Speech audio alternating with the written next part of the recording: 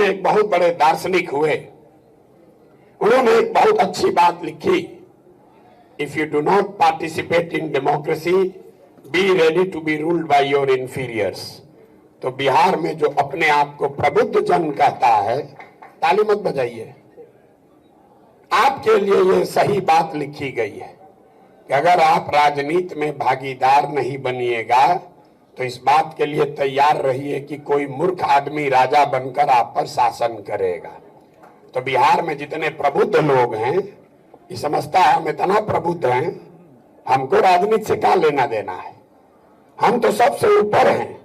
तो आप या तो ड्राइंग रूम में बैठ के भाषण करते हैं, गपियाते हैं, या कभी कभी अपने दोस्तों मित्रों के साथ बैठ के चर्चा करते हैं, या तो समाज ने आपको ढकेल के राजनीति से बाहर कर लिया, या आप खुद से ही राजनीति से अलग हो गए।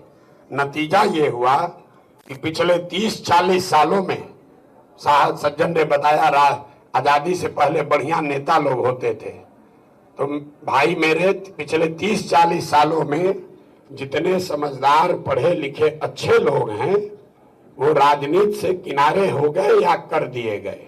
तो बचा जितना लंपट बदमाश माफिया, वही राजा बनकर आप पर हम पर शासन कर रहा है, और प्रबुद्ध आदमी बैठ के चर्चा कर रहा है सुधरेगा कैसे। इसीलिए ये मंच की स्थापना की गई है कि कम से कम जो विचार के स्तर पर, थोड़ा बहुत आचार और व्यवहार के स्तर पर भी जिनमें थोड़ी बहुत थोड़ा बहुत समझ रह गया है, कुछ करने का जज्बा बच गया है, उनको इकट्ठा किया जाए। पीछे किसी ने पूछा विचार मंच की भूमिका क्या होगी।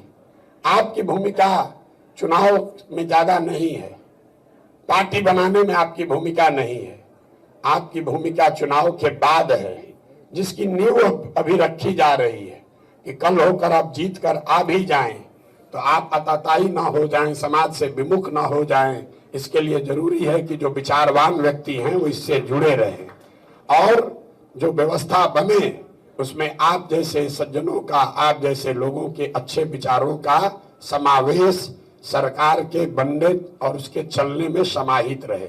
इसलिए आप जैसे लोगों को इकट्ठा करने की कोशिश की जा रही है।